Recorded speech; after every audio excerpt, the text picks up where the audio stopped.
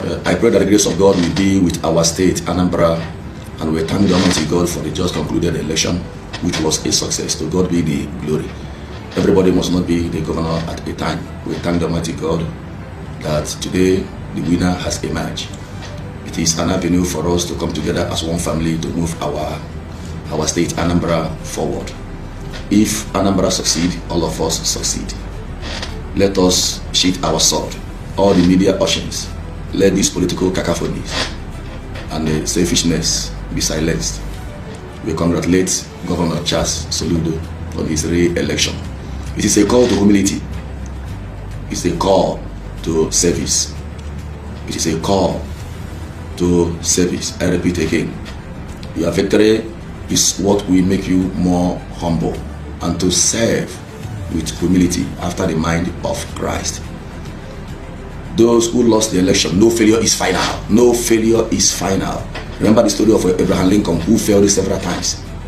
And he didn't give up. He kept on striving. And one day he emerged as the president of America. Even Charles Soludo once failed an election. He didn't go to court. Rather, he re-engineered himself, came out better. And today he's the governor of Anambra State. It's a life lesson. I repeat again, no failure is final. Let us not go to court to waste our money. At least for once, let us disappoint these, judges, kangaroo judges, waiting to eat our money. Let all the political front come together as one family.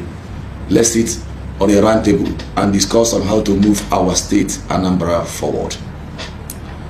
The real political maturity, according to Archbishop Desmond Tutu, is when we agree and disagree. After the elections, we embrace ourselves and we still love ourselves. That is real political maturity. And according to Abraham Lincoln, a true leader and a matured leader is one who extends the handshake of love to his political opponent, even after the election, but still remain firm in his ideology. So, Governor Charles Soludo, call your brothers, give them a handshake of love, embrace them, and let us work as one family.